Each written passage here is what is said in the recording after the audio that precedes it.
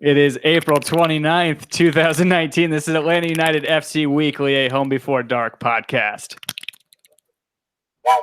There it is.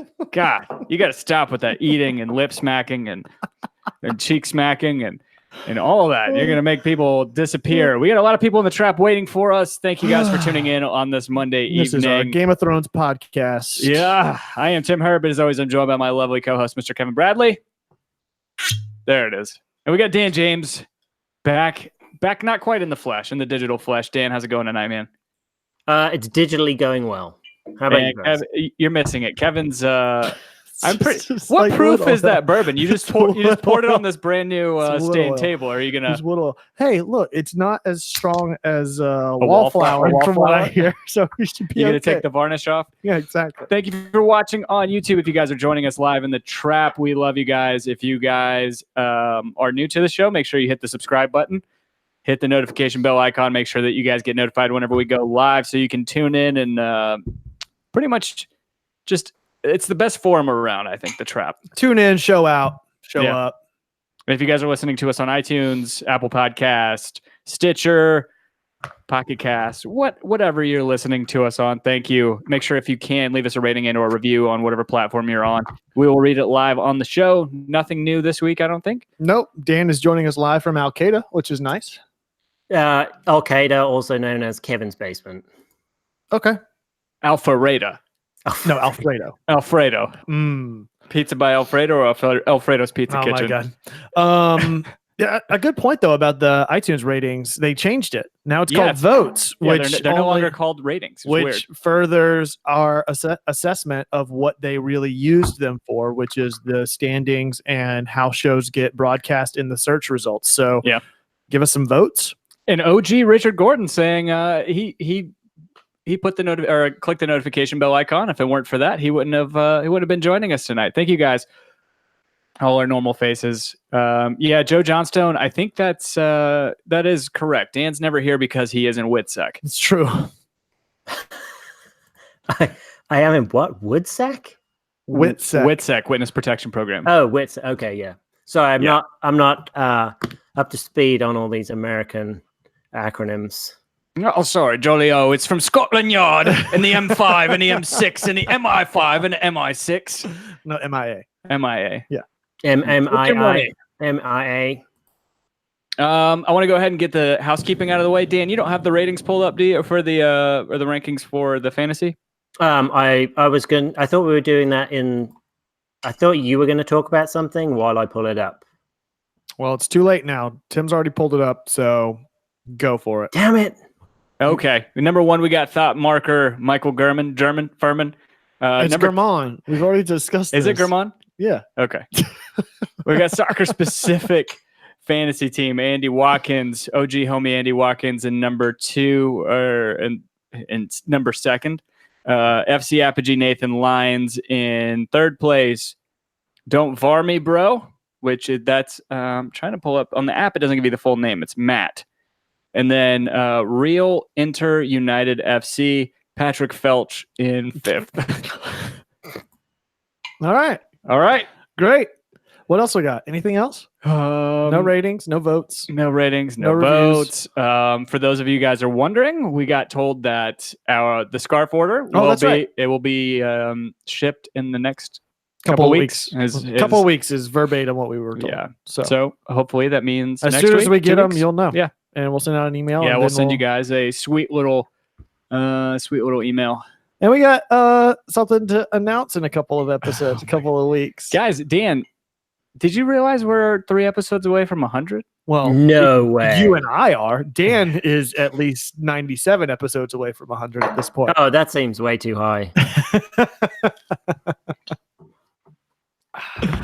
Yeah, we are 3 episodes away from 100. So we have something really fun planned for it. It's not going to be on our 100th episode. We'll announce it on our 100th episode. It's going to take a lot of planning and coordination, and apparently a lot of bribery and favors for Tim to get on board with my idea. Yeah. So should be really fun though. This is true. This is very true. You'll see, Brian. You'll see. 100th episode meet and greet at Burger King. Yep. Angry Whopper is back. Angry definitely a part Whopper of it. should still be back. It's definitely a part of it. First of all, that Angry Whopper deal, you're talking Angry Whopper, a crunchy taco, 2 cookies, a drink, fries, and chicken fries for $6. Yeah, you would think it'd come with a roll of toilet paper, but no. Guess that's what you get free napkins for. Or a bottle of magnesium citrate. Yeah, exactly. And keep it moving, boys. All right, we're coming off a weird game, I guess, on Saturday. If you look at the results, you look at the reaction from a lot of people, you look at the reaction from a lot of the players or a couple of the players. Yeah, I don't know. I'm not on Twitter, so you guys tell me. What's the reactions? What's the hubbub? What's the scuttlebutt? Dan? I was just looking at sport. I'm speechless. I was looking at Sporting KC's past results, and they are awful. Sorry, I couldn't even understand what you were talking about.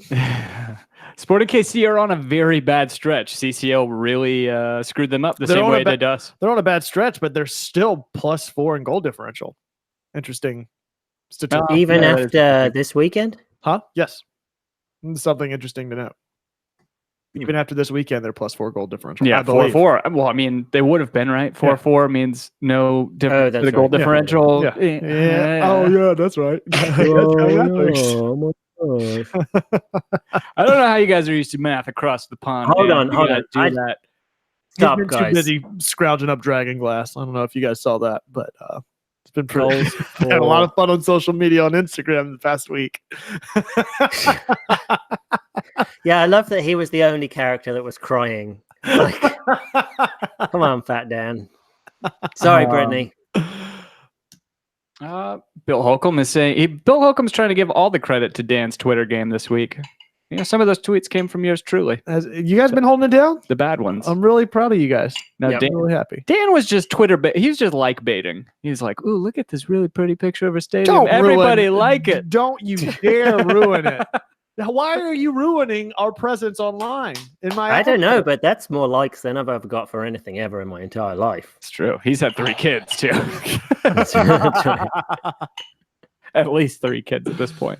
Whatever. All right, Dan, what happened in our game against Colorado? Because the way that Twitter reacted. How is Twitter reacting? You guys got to give me the update. I'm still off. Twitter's until Thursday. My return will be Thursday. Okay, the Twitter reaction's pretty much this. We won, but we only scored 1 goal against a team that gives up 4 goals a game or whatever it is. So if you listen to Twitter, it's nobody wanted the outcome of this game because Colorado obviously didn't want it because they lost. And although we won, everybody is just hating on the team and hating on Pity Martinez for, quite frankly, a game I don't think we played that bad in. Well, you know, it's interesting considering the matchup and what Colorado trotted out there and their tactics with putting 9 men inside of the box, it seemed like, or inside the 18 for most of the game. That's a tough kind of game to play. I get it. I think Colorado has allowed something like 7 or 8 goals in the past 3 matches, something crazy like that. So I guess I can get it from that perspective, but not really considering what Atlanta was up against and the run of form that Atlanta's really been in lately. I think that there were some opportunities created and some missed opportunities by players that still haven't seemed to get on the ball, like Joseph. He has a narrow miss on a header that he normally gets. He's got a chip ball from Pity that just glances off and doesn't really connect with it. A lot of missed opportunities. I think there's a lot of different things to unpack here, obviously, but we won. Yeah. That's back-to-back wins as well. It is. We fucking won. I mean, who gives a shit? Yeah. I would take a season playing like that with a championship at the end of it. I don't care how we won. We won. You got to win the ugly games. That's part of it. And it's not back-to-back wins, Dan. We lost to Dallas last week. Oh, right. We did. Yeah. Forgot about that one. Yeah. So Brian is asking, have the Rapids park the bus against their previous opponents? And when I looked at who scored, I didn't want to go back and watch all of Colorado's games, but if you look at the positioning, the average positioning for Colorado's players, their outfield players, obviously through the previous 6 games before us, they were averaging like 4 guys past half field, in drastically, at least for the most part, drastically different than the positioning. Kamara maybe at midfield. Yeah, you saw. Week? I think if you looked at the average positioning on who scored for the game against Atlanta, I want to say only 2 guys were above half field the whole game, and it might have been surprising. Do you have who scored pulled up? Yeah, so it was Kai Kamara was just past the halfway line. What were the amount of clearances? Just past Kai Kamara, it was Sam Nicholson. Yeah. Well done, Sam Nicholson. And it was only 2, right? It was only them 2 with the in front of half field, right? Yeah. Yep. You got who scored pulled up, Dan? What was the number of clearances by Colorado that game? Number of clearances. Their number of chances, their number of passes, their long passes, their because that speaks to they're so low. That speaks to their tactics entirely, is just the fact that all of their opportunities were created by playing a long ball. I think they end up getting one really good link up play that almost ends up being somewhat threatening. Yeah.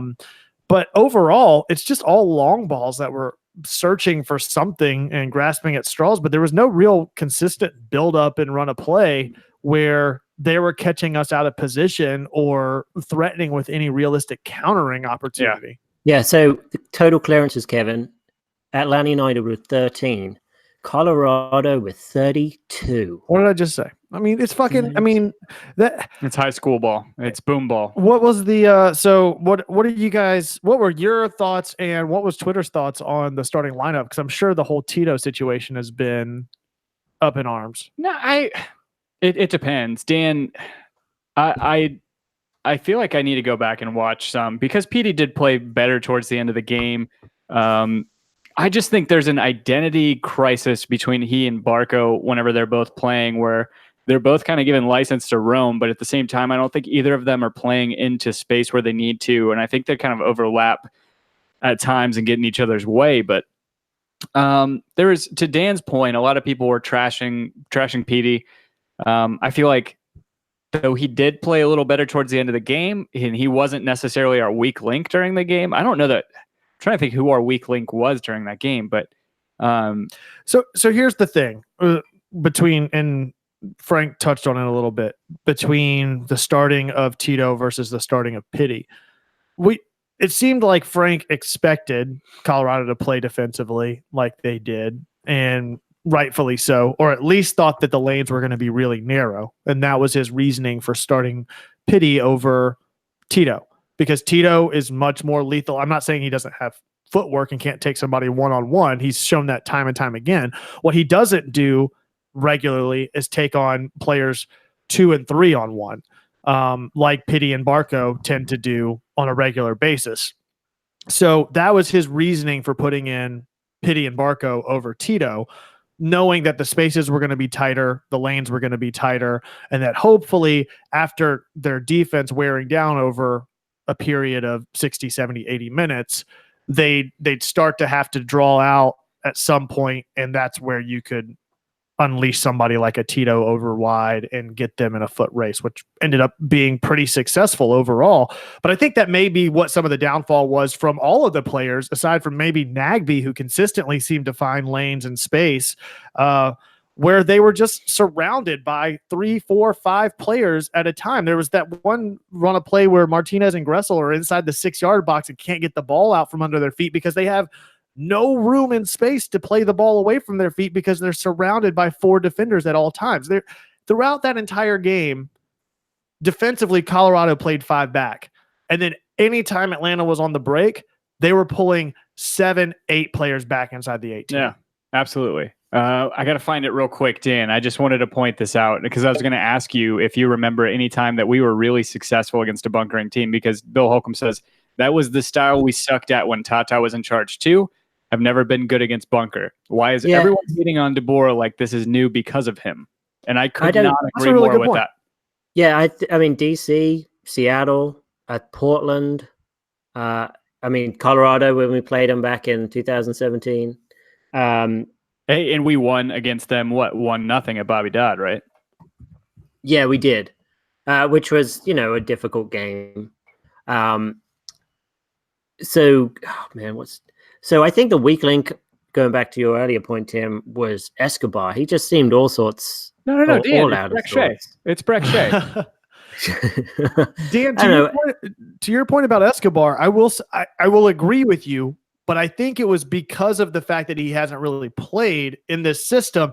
And as a result of that, we saw Frank de Boer actively taking the role of coaching and managing Franco Escobar one-on-one throughout the entire game, where he was actually pulling out the whiteboard and showing strategically where he wanted Escobar to be as players were shifting and moving on the field, which is the first time we've seen him really try to engage a player one-on-one throughout a match, taking that managerial role. I never saw Tata do that. No, I think that's good because it's good. You need that. That's great. I mean, he's explaining to players what they need to be doing. I think that's what I want my manager to do. Absolutely. Yeah, Brittany S saying so every team bunkered so far. I doubt that. We weren't saying this season. We're talking about historically over the past couple of years. The bunkering teams that we've had to deal with, and just we have not had the ability to break them down. We've talked over the past 2 years. Last year we thought Barca was going to be the guy that was going to come in and create that space and really open that up and be able to take on those teams that were parking the bus, but we haven't been able to break that. Well, part of it's a numbers game and being able to draw defenses out of their bunker, and you've got to create something or get them. And we saw Atlanta look a lot more threatening. Oh, I guess I say that with an asterisk. The stoppage time got a little squirrely there, where it looked like Atlanta may concede a tying goal there. But after they scored, obviously Colorado had to come out. Yeah, it was Breck Shea's fault though in stoppage time. Oh, it totally was. Yeah, for sure. Yeah, it's so difficult to play against a bunkering team. I think what Atlanta United, I mean, we came out with the victory, and I feel like we did what we had to do. We just slowly ground them down, and kept, taking little chunks, chipping away, getting, making dangerous through balls every now and then, like the one in the first half from Barco in the 35th minute. So Barco's all the way on the right and travels laterally, and then plays a ball through that splits 3 lines of defense, with Gressel making a superbly timed run, but Howard was able to get to the ball before that. It's just a frustrating game to watch, but we did what we needed to do to win that game. And I think actually using Tito as a sub was the best thing for him to do, because then you're running at this team. There eventually the defense is going to get tired, and then you bring on Tito, fast as lightning Villalba, to really grind them down and try and run at them one-on-one. Exactly. Elliot Beeman makes a great point. He says Atlanta is vulnerable on the counter when they play against bunker teams. That's 100% correct, because I feel like in this game, I feel like we were far more composed than we had been in years past whenever we play against a bunker team, because what will end up happening is you get frustrated, you try and push men forward, you try and create more chances, you try and get in those lanes, and you push the defenders way too far upfield to try to get numbers. And one thing I will say is, man, Miles Robinson, you can always count on him being back. Yeah, like I don't know if you have who scored up, but I mean, what was his aerial duels? It's got to be like 10-0 that he won those, or 10-10 that he won. Yeah, he won 3. That's it. Highest on the team. Well, apart from Martinez. I felt like he was heading the ball. I guess maybe that's just in 50-50 situations, not just whenever he's going and winning the ball in space. But yeah, I don't know, man. It's tough. I don't know that in terms of weak link. I mean, if Franco Escobar is going to be a weak link during a game, I don't know that that's a bad thing. I mean, we were never really, aside from that stoppage time, we were never out of control of that game. That's the. But how much of that was because we just weren't really playing the ball over to the right side either? Like defensively, did Escobar put us in any really bad situations? Not that I can think of off the top of my head. I'm not saying he didn't, but I don't know of any areas where Escobar put us at risk of Colorado slipping one by us on defense. I'll give you that he maybe wasn't as lethal in the offensive run of play or chance creation, but we didn't really do a whole lot on the right wing. If anything, everything was really created centrally and on the left wing over the run of the game. There were a couple chances that Gressel tried to swing over, but for the most part, it was left and center. No, push back on that. During the first half, at least anyway, there were a couple of areas where Escobar gave a silly pass away, or he was just pulled out of position, and guys, I think Jeff was yelling at him to get further over to the right. I think it was just like, he had been out of the lineup and he was getting back into it. I don't think it's anything like detrimental to his development as a player. But no, we attacked a lot on the right-hand side, at least in the first half. A couple of chances came from there. Pity was doing some running up into the box coming from the right-hand side. In fact, the heat maps sort of favor the center and the right-hand side. Interesting. But it was a much better game in the second half, though. Yeah, I feel like that. So speaking of Petey Martinez, a lot has been being off Twitter and social media. The overreaction I think that's being had right now about him is something that I just want to get out there, that you can't, Atlanta and the United fans, you can't have it both ways. You can't be mad whenever he's passive or pensive. Yeah. And then you can't be mad whenever and then just go and when he's showing passion and getting pissed off that he got taken off whenever he started doing well, you can't get mad at him for being pissed off. Well, isn't this the same Joseph Martinez syndrome from the first year? Yeah, exactly. In a lot of ways. And I've changed my tune on that. I think I was a little rubbed wrong whenever he did that last year, because I think wasting time in that situation. Not really last year. It was really the first year they did that. Oh, yeah. Sorry. Yeah. Time's starting to meld. I've definitely changed my tune. It's good to see that. I mean, so many people were talking about how he just looked like he was here to, take a step over to Europe. That's not the case. I mean, he was livid whenever he kicked the back of Breck Shea's chair over in the and we saw Joseph do the same thing. Exactly. And I don't know about you, Dan, but I see that as a good sign, a sign of life from him, and a sign that he's itching to get back out there and prove people wrong. Absolutely. I love the passion. I'm fine with him getting mad about it. That's great. At least it shows that he's interested and that he shows that he wants to excel. And Joe Johnstone kind of echoes that. I want Pity to be pissed off when he's taken off, just like Joseph. Yeah, and then new face in the trap, new name in the trap, Alec Cowenbergs. Hopefully, I'm pronouncing that right. He says it shows that he cares. That's exactly the point. I mean, he wants to be here. He wants to prove himself. Look at every one of these players that come up. It takes them at least a year to get acclimated to the play style in MLS, the systems, the link up. You look at whether it's Joseph Martinez or Ezequiel Barco, Carlos Vela. I mean, look at what he's doing right now. He wasn't doing that last year. It sometimes it takes that little bit of. Speaking of Carlos Vela, rocking a Real Sociedad shirt today. Yeah. You know it. Yeah. Yeah, I think when players come into the league with a reputation and they come in with a lot of fanfare, teams are going to be gunning for them. It happened with Barco. It didn't happen with Almiron because no one really knew who he was. Which was great, but it happened with Barco. It's happening with Pity. I mean, in year one, I kind of feel like it happened with Vela for a little bit. Well, yeah, that's what I was kind of referring to. And now you see he's tearing shit up, obviously. But yeah, there's no better player in MLS right now than Carlos Vela. Yeah, except for maybe Zlatan. And I don't know. Yeah. The question was. Joe Johnson saying how many matches were home games that the other team scored for against Colorado, and I'm trying to pull that up real quick because I'll pull it up. I believe it was more often than not. So they gave up 4 away to Chicago, 3 at home to DC, 4 away to Orlando, 4 away at home, or 4 at home to Houston. And I mean, whenever you're in that run of form, that could easily have been. We did the offside trap last week. Yeah. And it was glaringly obvious based on the results of the previous however many matches and to the fan base and to the manager that Colorado was really struggling defensively. And they had to figure out something defensively in this game against arguably a comparable team, at least in standings, to get a result. In what way do you do that? Other than to try to adjust and focus primarily on defense and getting out with a draw. Maybe you come out and get something late on a quick counter or something like that. that's a good way to try to build momentum going forward from a managerial standpoint, is to say, look, right, we're conceding 3-4 games consistently. We're on the road.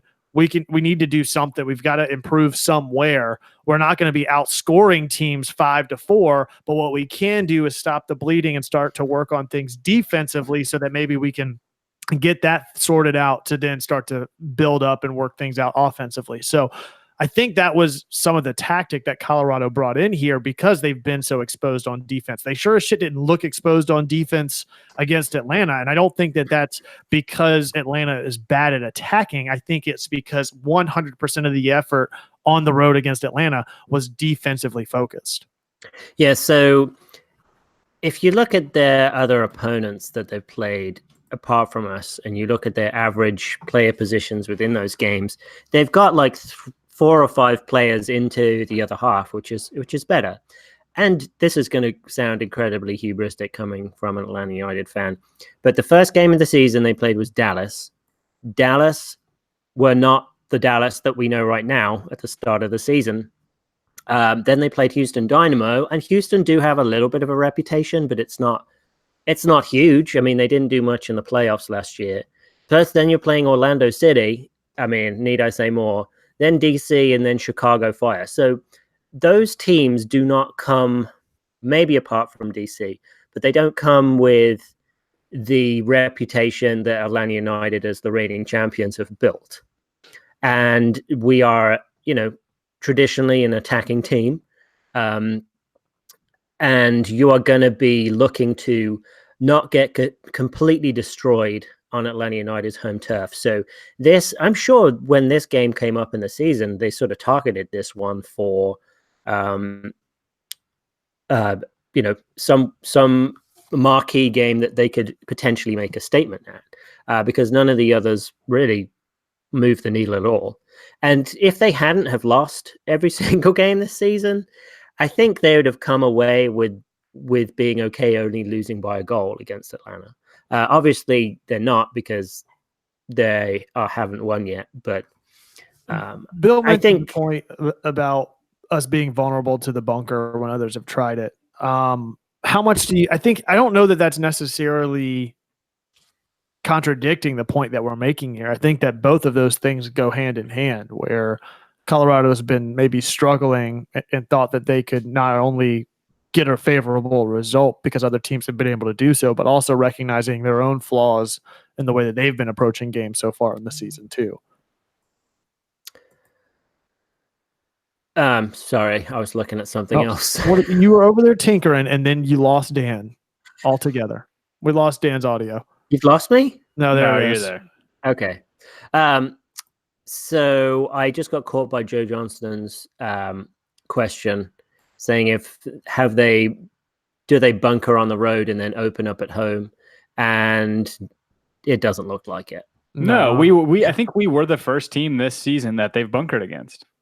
Right. No, I think that, well, I don't think so. I think they may have bunkered a little bit against DC. I'm not as informed about their games to really make an assessment of that. Okay, well, one thing I can say is that the ire of the Atlanta United fans really should be less directed toward Frank de Boer and towards this team, and more towards Colorado for dictating the way that this game is going to go down. If you can't enjoy a win, yeah. What are you? I mean, what are you in it for? Are you not entertained? Exactly. If you're not first, you're last. I mean, I was checking, like, I didn't watch the game live, but I usually get the notifications when we score, and it got quite late in the game, and I was like, man, I haven't got my notifications, must be turned off. So obviously they weren't. But I was getting a little worried, and then when we won, I was kind of relieved. But a win is a win, and we need all the points we can get right now, anyway. And I totally agree with you, Kevin. I mean, I feel like if there was any boredom in this game, it's Colorado's fault. Yeah, and up until stoppage time in the 90th minute, was there any time that you as Atlanta fans felt like you weren't going, something wasn't going to open up, or even worse than that. Did you ever feel like there was a chance that Colorado was all of a sudden going to just run away with this thing? No, not at all. Like I said, I feel like we were in control of the game the entire time, whether or not you saw the product that you wanted to see. I mean, again, like, yeah, I want to win 7-0. You know what else I want to do? I just want to win. And this is a hell of a lot better than sitting here last week. 2 out of 3. 2 out of 3 ain't bad. That's a good start to start getting momentum towards the rest of the season. We got For the Culture live in the trap. Who'd that be? Grego? Is that Greg? Is that Ringo? Is that Tony? Which one of you guys is it? Is it all you guys? Shows up in the trap. Can't show up in the trap house. Let's see how it is. I think winning breeds winning, and just keep on winning and you'll be fine. Yeah. You're gonna tell me if we play boring the entire season and win the championship, you're gonna be unhappy. Yeah, absolutely. Just like all those ungrateful Alabama fans, all those ungrateful Chelsea fans, all those ungrateful Chelsea fans. Now they're like, oh yeah, but Mourinho is so boring whenever he did it. I'm sure there's not Bayern fans. I don't know. Actually, I don't know enough Bayern fans. Like if they would have, the year that Louis van Gaal came in and won a championship, are they pissed off about that championship? Probably not, right? I mean, it's silly. I think this team is starting to fire better week in, week out. In all this shit, again, I kept making snide comments about it, but did Brek Shea put a foot wrong at all in this game, Dan? Man. I think unless he stands on his head, he's going to be judged. Yeah, and I'm a horrible judger of Brek Shea. I mean, I just don't rate him at all. But there's got to be a happy medium between me, the Brek Shea apologist, and the group of guys behind me during the game that every time he touched the ball, it's Tell you what, Tim, he kept a clean sheet. Kudos to you, Brek Shea. I think defensively he played a great game. Offensively, he didn't. He wasn't adventurous though at all during. I think you mentioned something about Josh's comment about that. Like you're upset about a left back not being an offensive player. Yeah, not everybody can be Andy Robertson. I'll give you that. You know what? He's not Greg Garza, so fuck him. No, but for real, like I pose this question right now, and I think most of you guys in the trap. I mean, you guys were talking about how much you want George Bello to come back to replace him, and absolutely, I would like that. I want that. I'm a huge believer in George Bello, and I think he's a much better player than Brek Shea is, even at 17 years old. But I turned and asked the guy, somebody's like, get him out of the game after he like completed a backward pass. You're like, what are you going to do? And I said, who would you put in for him right now? He said, literally anyone. I was like, that's not an answer. No. I was like, who would you put back there? He's like, Michael Parkhurst. I was like, that's what? So you're going to put Michael Parkhurst on the left at left back, who's right-footed. Get him out of position. Smart. Michael Parkhurst at right back that everybody was groaning about last week. We all know the real problem, though. We all know the real problem. What? You know. What? You know what the real problem is. What's the real problem? Frank. Oh, yeah, that's true. Oh, my God.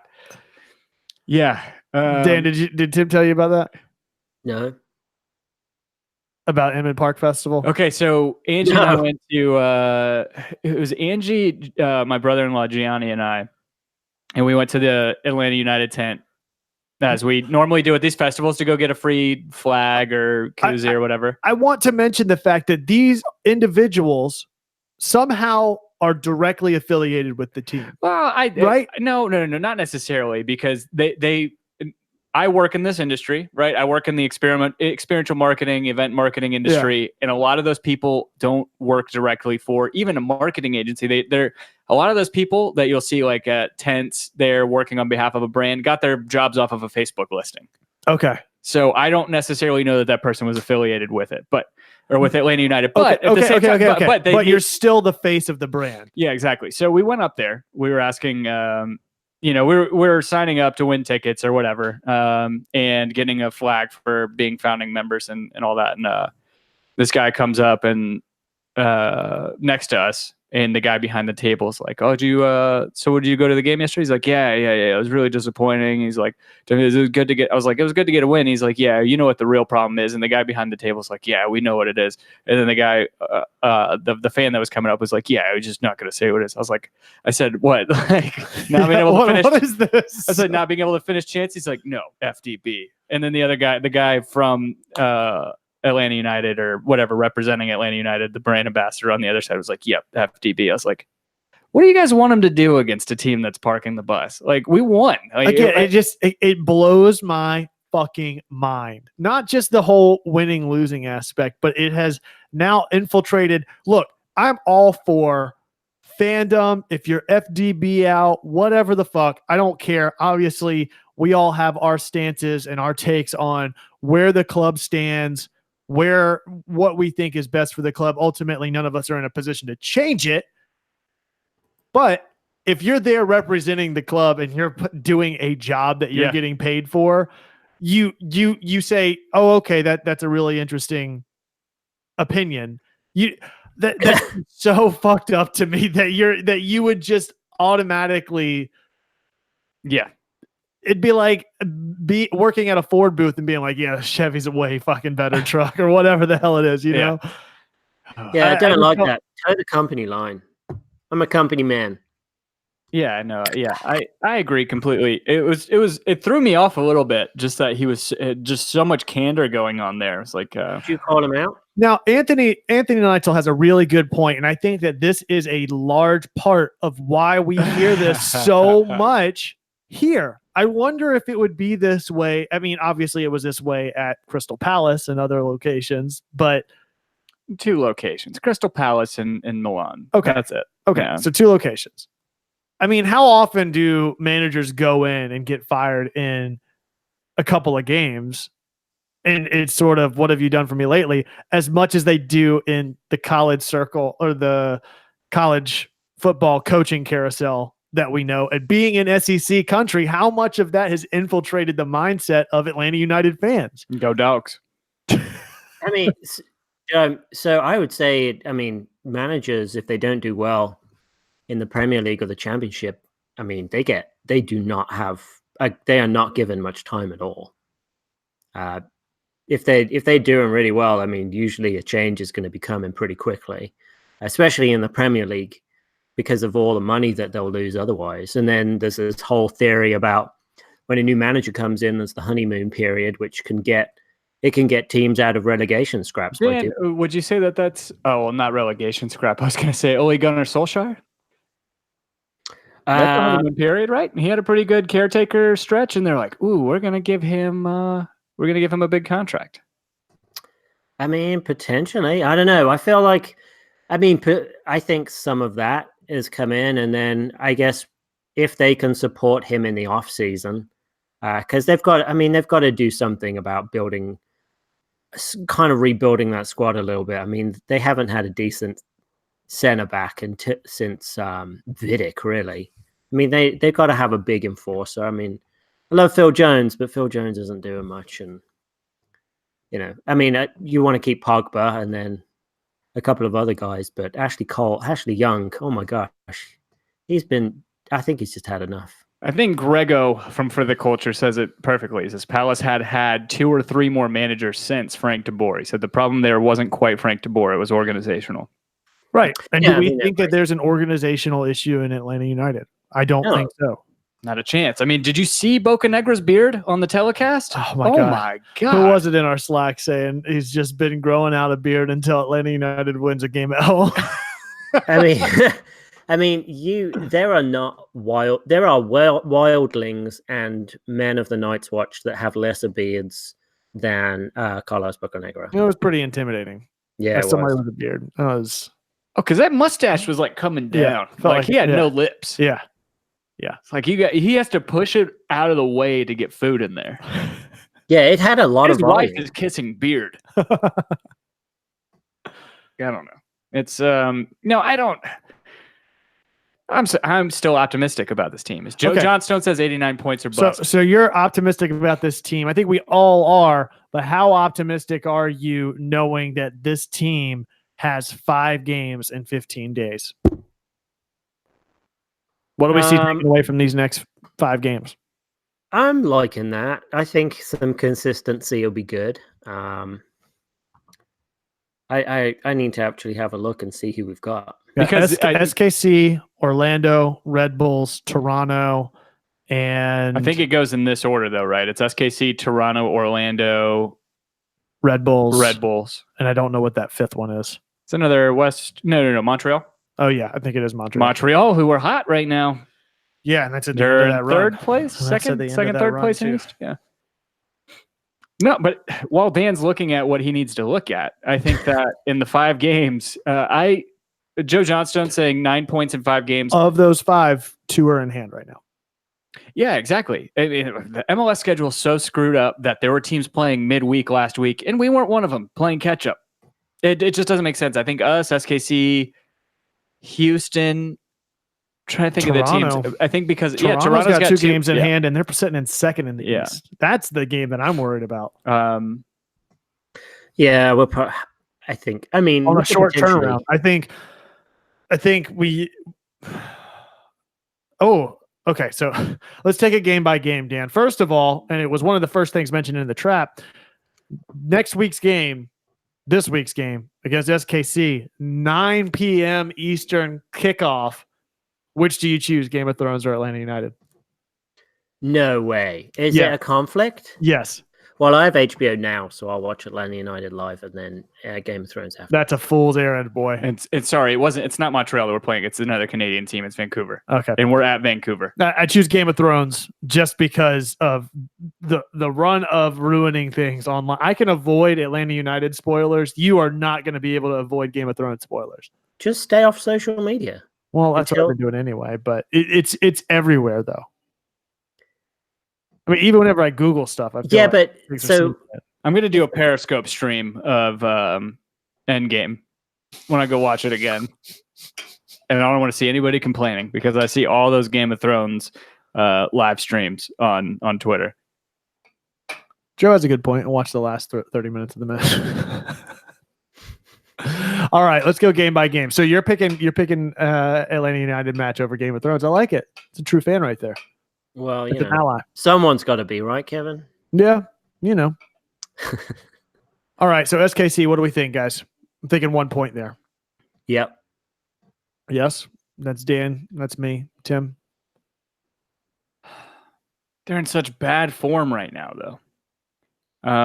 But we're not in good form. We're in better form. That's not good. So they're 2-2-4. We are 2-3-2. So they have in the past, they've had some bad beats, I feel like, too. No, I guess they beat Montreal 7-1. And then then they've drawn, lost, and drawn. And they got the shit kicked out of them by, it was against Monterrey, right? Yeah. Yeah, so they also lost, they lost 5-0 to Monterrey, then drew with Cincinnati, then lost to Monterrey again, 5-2. And then they drew with Red Bulls, 2-2. Lost to the Earthquakes. 4-0 to the Earth, or 4-1 to the Earthquakes. Right. And then they drew 4-4 with New England Revolution, who had 2 guys sent off. But the thing is, when do they go off, first of all? Well, that's what I'm looking at now. Yeah, because so the thing that's scary to me again. Okay, they went a man down in the 55th minute, and then Anibaba went out in the 89th. But what was the score whenever he went out? It was 3-1. Or no, to New England. Oh, New England was up, so they scored 3 goals. Okay, so I'll give them that. So other than that, though, they've been scoring goals consistently. And I think that's maybe what scares me there is that Atlanta has not proven that they can consistently score goals right now. That's the fear that I have there, is that I think we could get into a shootout potentially with SKC. And I don't know that I don't think that we are worse for that, but I don't think that we're better prepared to go up against that. I don't think it's necessarily a loss, but I'm saying a 1 point game. Kevin, so Kevin, Dan, I'm going to ask you guys real quick without looking at the standings, Dan, because I can't check you. Kevin doesn't have them in front of him. Where do you think Atlanta stands? Because to Kevin's point, we haven't had the best luck putting goals in this season. Where do you think right now in the season in the league, where does Atlanta United rank in goals allowed in defense? I know our goal differential is -4, right? Wait, -2. -2. So we rank. The answer is tied for first. Really? Really? Goals allowed. No, it's goals allowed. Yes, right. So we've allowed the least goals. Yes, and we're tied with Houston and LA Galaxy and Now LAFC. that is promising. And that was Frank de So Boer. we're tied. We're first in the East, Yes. and then Galaxy, Okay. LAFC, Okay. and Now the flip Houston. side of that, because you can easily make numbers read the way you want them to. What are the top goal scoring teams on any of the teams that we've held to a lower? Do you see what I'm saying here? Like if we're holding the lowest scoring, if we're allowing the least amount of goals, but it's against teams that aren't scoring a lot of goals in general, that doesn't really. So in the East, your goal scoring rankings rank Toronto in first with 19, and then there's a precipitous drop or a big cavern between first and second. And tied for second is DC and Philly. So those are two of the teams. Okay. So that's Columbus only has 8 goals. And then FC Dallas has 14. How's that stack up? And then Colorado has 12. In the West, it's middle of the pack. Okay, so overall, I think that we're kind of around. We're first in the league in allowing the least amount of goals, tied for first, but against teams that are maybe in that like 5th or 6th place in scoring goals. So that's good. It's definitely on the right side of things. Tony Neitzel brings up a good point. He says that we do have 2 games in hand, so it's not necessarily like a good measurement, but good point. True. Good point. Columbus has 3 in hand on us. That is a really good point. So what do you think, Tim? We got to get back on this. Because we got voicemails and shit. Oh yeah, we do. SKC. I think we're gonna pull a win out of that.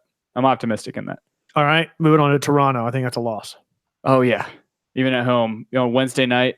It's not like a cold Tuesday night at the Britannia in Stoke City. It's not necessarily all that daunting, I don't think, for Toronto to come in and continue the form that they have.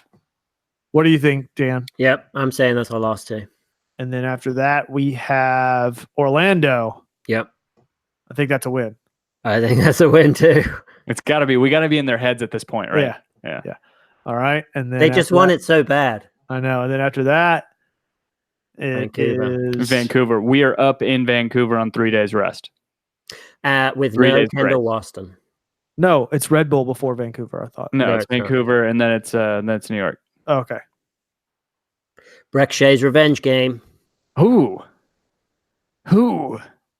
I'd say I think that's a win. I will say that's a win as well. Yeah, probably so. And I think it's a draw against Red Bulls. I think we win. Red Bulls. I mean, what's Red Bulls rankings right now? They're underneath us. Yes. No. We have a game in hand on them. We are tied on points, but they have they're one below us. They have a better goal differential. We have the same amount of wins. They're in 9th. We're in 10th. That's right. FC Dallas is in bottom right now. I'm going for a win against FC Cincinnati. Sorry. Yeah. Okay, so what is that? 2 wins, 2 draws. I say we pick up 8 points in 5 games. What do you think, Dan? I've got in the next 5. I've got us winning 3 and drawing 1. So that's 10 points. I'm with you on that. Yeah.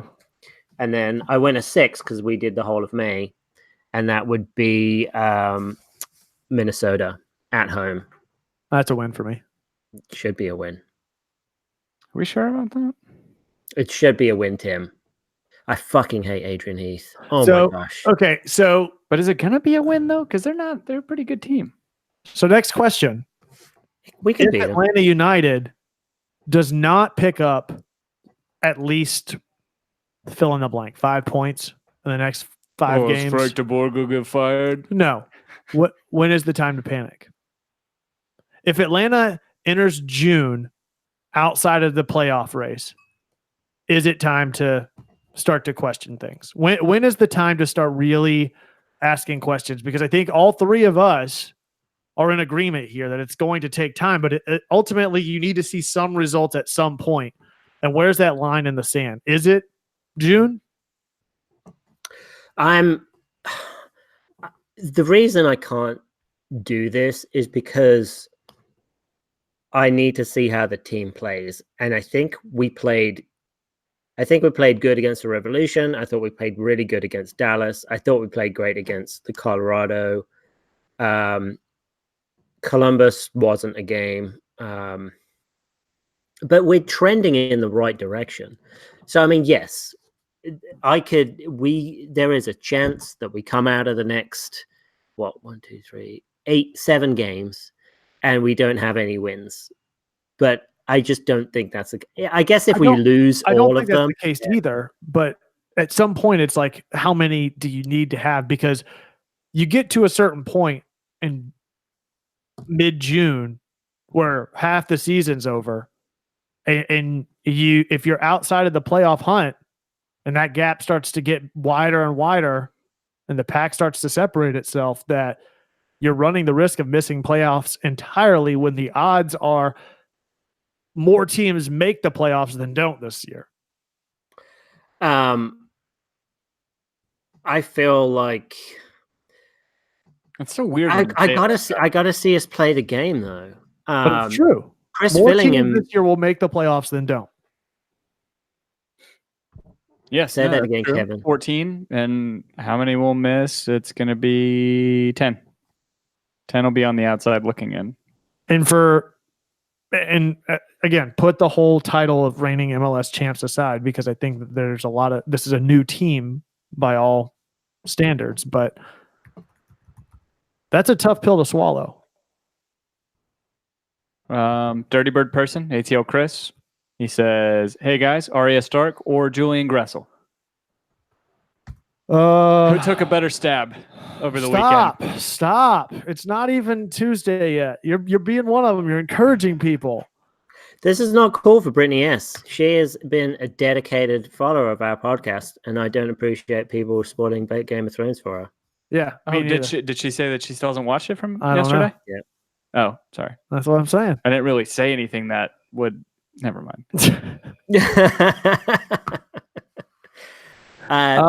Bill Holcomb, missed playoffs, get fired. All right. He won't get fired until next season. Elliot Beaven says, "I still think that we're on the 2 years or bust." Sorry, Brittany. Frank de Boer bandwagon, but we'll see how it goes. Voicemails. What we got? Go for it, Dan. While I load it up. No, I was just agreeing. Like, if we don't make the playoffs, then I'm irritated. Okay. All right, we have some drunken voicemails, maybe? We have at least 18 voicemails from Kevin Gore. What's the phone number? 678-827-3257. Please tell me I just fucking nailed that. 678. I had it. 827-3297. I did say that right. Yeah, I think you're right. Yo, what's up, Trap and James, I guess. I don't know. Kevin Gorham here, reporting live from walking around my block in Kirkwood. So I don't wake up my wife and our newborn. Taking Reggie for a walk. It's great. Here are my 3 things for the game. I used to call them keys, but that doesn't seem to make sense anymore. Key or thing number 1. How about that possession? Oh my God, guys. Almost 70%. Thing number 2. Hey, who do you think is the most expendable starter on our team right now? Ooh, that's a good one. And number 3. Oh man, I'll call back. I don't know. I forgot. I had it written down somewhere. All right. To hell with Orlando. Call you back in a second. Oh, it's so good. All right, before we get to his next one, it's funny, Tim. As much as we try to make the argument for Brek Shane that he's not really that bad, of the starters currently, he is the most expendable for me. Yes, there's no question. Dan? So how are we defining the starters? Like, based on last week? Yeah. So we've got Remedi on the sidelines. No, I'm not going to put Jeff in that. Yeah, I'd say, well, we don't have a player for Shea right now. So who are you going to put in instead of him? I think the argument to say for most expendable is if something else comes along, who are you most comfortable with replacing? Who's the easiest person to replace? You mean if an amazing left back comes along, I'm absolutely replacing. If a mediocre left back, if 75% George Bello, as people were saying in the trap, comes out. Well, George Bello hasn't played since before the playoffs of 2018. So. Yeah, well, even then, that's probably not enough playtime by your standards, so it doesn't matter. Oh my God! And I'm Well, pretty sure he started the season against DC. He Did he definitely not? did. Yeah.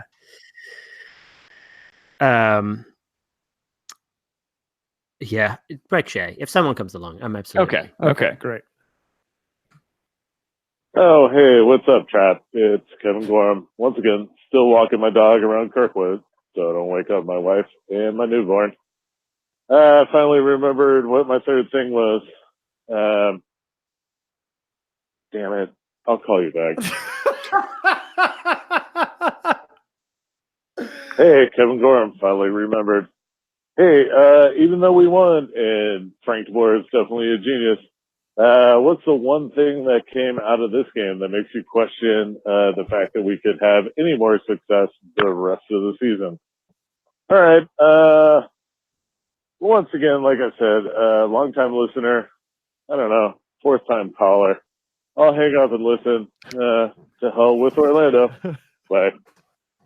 I'm hoping this stays a consistent segment. Oh my each God. pod. I love that this is all I've ever wanted, is to have these consistent phone calls, and between him and Joe Johnstone consistently calling in, which we didn't get one from Joe this week. We did. Oh, we did. Yes, we still have one to play. At the and buzzer. We still have one from Kevin Gorham. There's another one. So Hold on. was it 627-827-3297? Correct. Yes.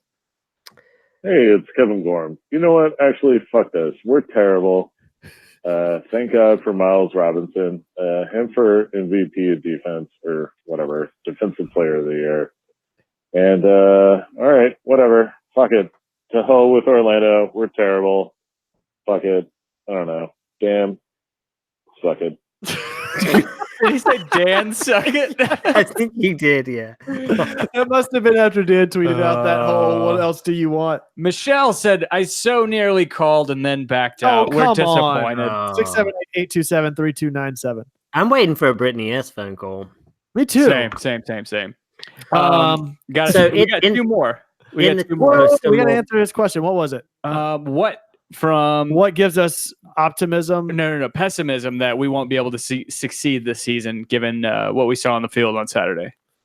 If there's anything that we could take away from Saturday that gives you the inkling that we are not going to succeed or be a decent team this year, what is it? That you have Pity Martinez in a role that you expect him to be taking defenders on, and he's so quick to try to draw the foul rather than stay on his feet and muscle through it. I wanted to see a little bit more muscle out of Pity. I don't think he's a bad player, but I think it becomes a liability whenever you're consistently stopping the run of play and chance creation because one of your chance creators is not strong enough to stay on the ball. For me, it's Tito Villalba not being on the field from start to finish. Dan? I think Pity will eventually snap out of that. That the fan base, that we lose like 3 more games and the fan base just implodes, or I will just get so irritated with it that I will just completely switch off. Okay. We got people actually answering. Yeah, we got 2 more. He said, for the culture saying finishing won't come around, midfield never gets sorted, and PD abhors turf. Yeah. Okay. Michelle saying she's worried for whenever Barco's out for the U20 World Cup. Did we cover that? We did have not. Yeah, it's irresponsible of us. Yeah. All right. that's on OG homie Sean Mack, who I saw walking up. Nice. Yeah, I was walking up to go get popcorn or something at halftime, and I saw him coming down, as you will hear. Hey, what's up? This is Sean Mack, Star Stress. My one positive from Saturday's match was, I ran into Tim at halftime and pulled off a fist bump holding a bag of popcorn without spilling any of the popcorn. That's about it. And the negative, I say, is Colorado's style of play. I get, it's not their job to entertain away fans, but I just don't like the parking the bus style of play and tactics or whatever. So that's it, man. Keep doing your thing. Amen to that. Imagine if you're a Colorado Rapids fan and you have to watch that garbage week in, week out. Yeah, because they didn't even win the possession battle. Even whenever we lose, there's good passing. We got one more. The aforementioned Joe Johnstone. 89 points or bust. Still rolling, guys. Still rolling. But the real question for the evening is When Game of will Thrones Kevin finish the Sazerac ride? or Sporting KC versus Atlanta United. What you're gonna watch? Oh, I've already asked that. I haven't listened. Peace. Yep. I thought it was when are you gonna finish that Sazerac? Yeah, Imagine Dragons, Dan. Thank you. Bill Holcomb. I'm Bill not Holcomb, saying thank anything you. in Thank respect for you. Brittany. Yes. Thank you. Grego's asking, yo guys, that FTC X HB4D name set. It's the bootleg name set for the back of the Oh, yeah, kit. I still yeah. gotta get my bootleg kit. That's the only Oh, thing yeah, holding me up. yeah. Still gonna happen. Yes, it's gonna happen. Yeah, I we haven't saw bought we any saw, new we kits saw this on year. Saturday. You were pressing a lot of jerseys out there. He got that I fucking. saw a lot of people posting them between. I think Yeah. I saw Domer on there. Like 4 or 5 other. You got those little dot stories during the game. You guys have way more stuff to post during the games than we do.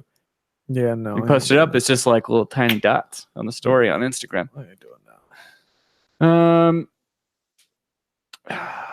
All right. What else? What else? What else? Is that What all else? the What else? voicemails? I'm like a stand-up comedian that's like What trying else? out What else? new material. Trying What out else? this. What else? What else? What else?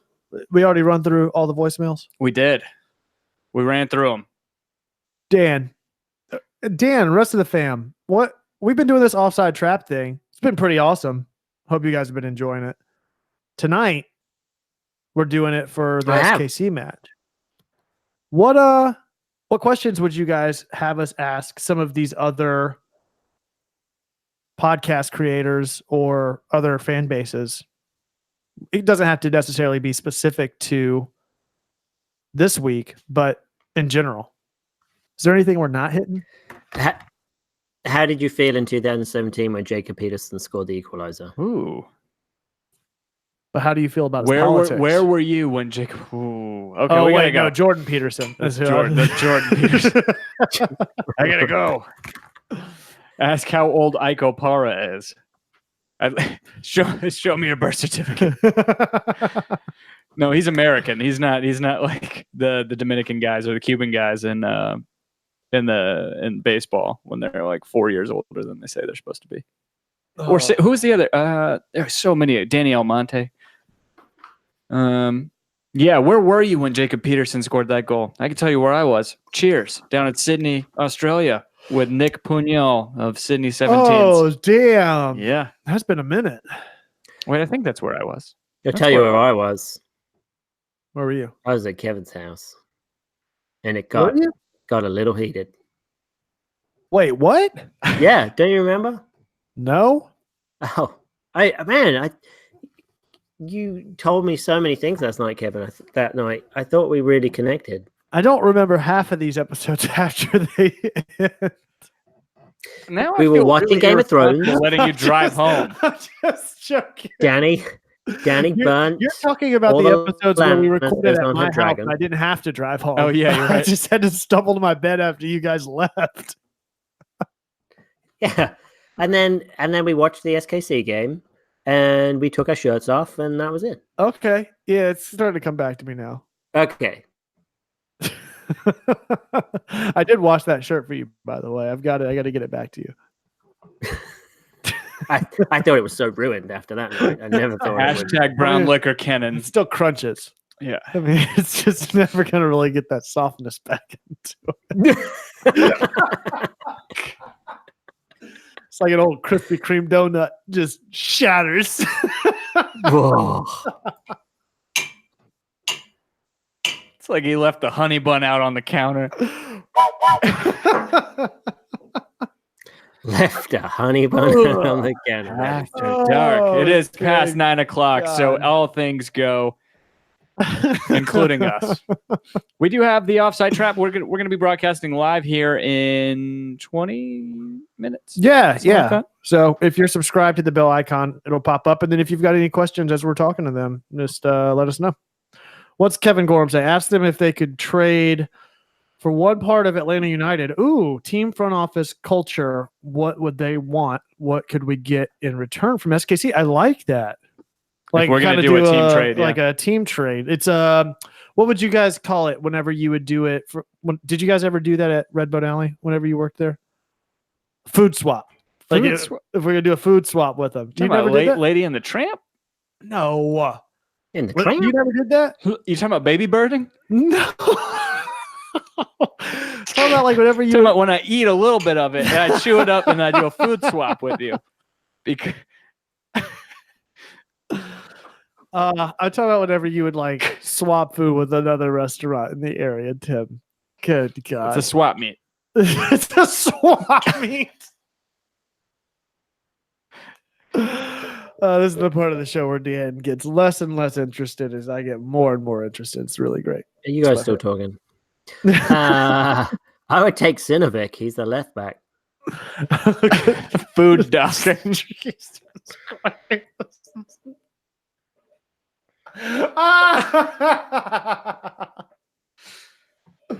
All right, silly show's over. Michelle, yep, about that time. Something about your two's British sensibilities that does not enjoy Kevin and my humor towards the end of this show. So we're gonna wrap it up. Oh, my eyes are watering. Oh God! Shout out to Michelle, Norwich in the Premier League.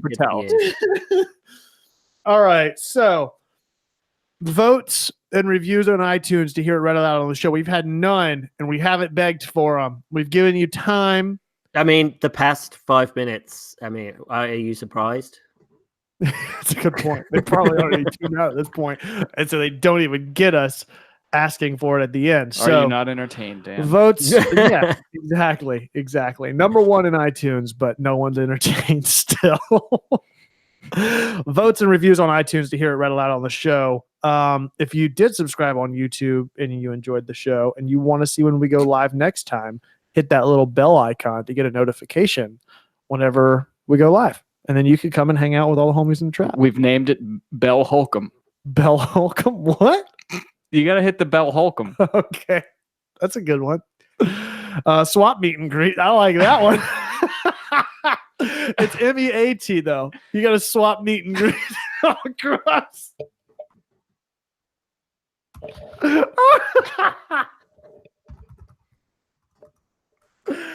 Oh, it's so good. Yeah, swap meet and greet. MEAT still. All right. So what are you talking about? Offside trap. We got offside trap coming up in about 20 minutes. So be sure to keep an eye out for that.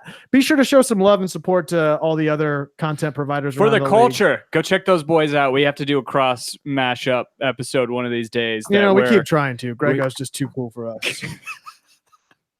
He's like, yeah, it's definitely our fault. We get nobody to blame but ourselves. Yeah, at this point. But yeah. Shout out to Michelle in the trap. She's awesome. Got offside trap with no other pod coming up tonight, which will be a lot of fun. Go check out 5 Stripe Final for the culture, Unrelegated, Mouths of the South, Soccer Down Here. Who are we missing? Siempre United. There's so many. Yeah, Siempre United. Isn't there like another one? ATLians? We don't know those dudes. No, we don't know those I know dudes. they're out there. Yeah. Appreciate you. Who else is there? There's a lot. Queens of the South, offshoot of Unrelegated. Super tight. All right. Don't want it to end, but we got to. It's closing time. Thank you, guys. We'll see you next week or next episode in 20 minutes if you want to hang out. As always, be home before dark. Dan is so he's not even entertained enough to do his end of the show thing. Not even. He's just over it. Apparently, they've got an opioid crisis. Let's hope. Oh, yikes. Hit him where it hurts. We're still broadcasting, Dan. Send me a picture.